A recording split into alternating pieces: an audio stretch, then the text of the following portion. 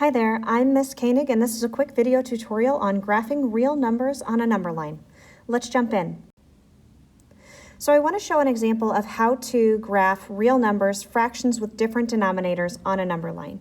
Here we have the examples -40 and 3/4 and -30 and 5/9. Now, when you're drawing numbers on a number line, different teachers will have different expectations. For some teachers, approximating the location is enough. For me, I'm looking for something a little closer to accurate for my students. So let me show you one strategy for graphing these numbers on a number line. First and foremost, of course, we need a number line. So let's draw that. Remember that a number line should always be a line and that it will have arrows on either side.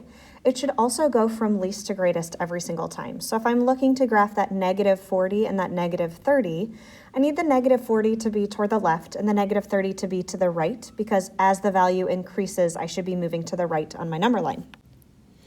For the purposes of this number line, I'm going to start with my -40, and I'm actually going to start with a -41 and hope that I can make my way all the way over to -30 by the time I get to the right-hand side.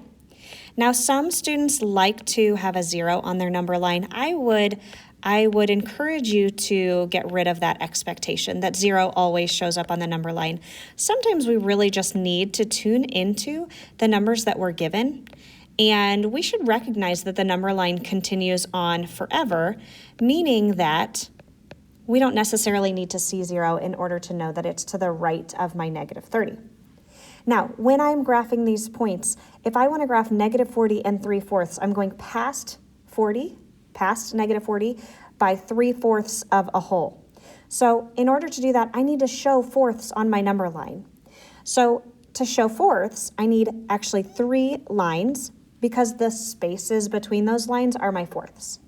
In graphing that -40 and 3/4, I'll go to the third one over from the -40 toward the -41.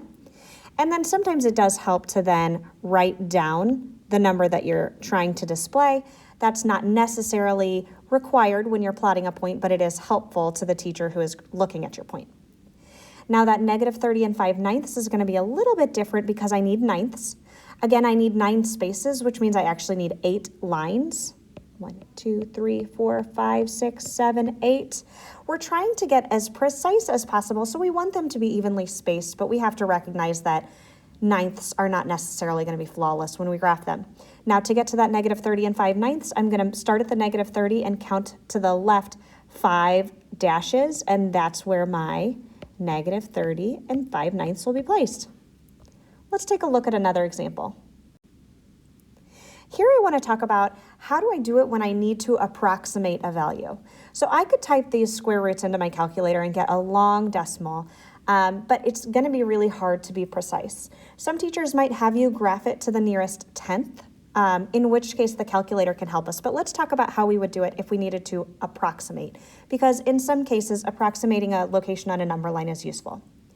Now, the square root of 42, when we approximate, we look for perfect squares that are around it. So one perfect square that I know is 36, and the next perfect square is 49. Now, the square root of 36 is 6, and the square root of 49 is 7. So I know that my value falls somewhere between those two. In fact, I can see that 42 is 7 away from 49, and it's 6 away from 36. So what I want to graph is a point that is in between 6 and 7, but a little bit closer to 6. For 58, we actually want to do the exact same thing. The perfect squares surrounding that would be 49 and 64.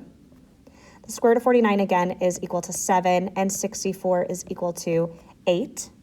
And so I'm looking for a place that is in between 7 and 8. I see that 58 is 6 away from 64, and it's 9 away from 49. So I want to graph a point that is closer to 8 than 7. So let's draw our number line. Again, we're really focusing this time on approximating these values. So I don't really need to have a ton of numbers here.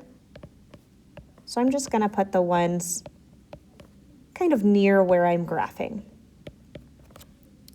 Because I'm graphing the square root of 42, I said it's between 6 and 7. I notice that it's really close Like it's almost equidistant between them, but it is in fact closer to 6. So I'm going to put it pretty close to the middle, but maybe a little leaning towards the left, and call that the square root of 42. The same is true of the 58, but a slightly different. It is pretty close to 8, but it's not too different because it's, 9 away and 6 away. So I want to put it between 7, 8, leaning a little more towards the 8 than the 7, and that's going to be my square root of 58. Now, I hope that helps you understand both how to graph real numbers when we have a specific value to graph and when we need to approximate. You should be really looking at what numbers need to be displayed. Remember that you don't need to display a 0 every single time, and I think that will help you kind of tune into the numbers that you need. Thanks for being here. Have a great day.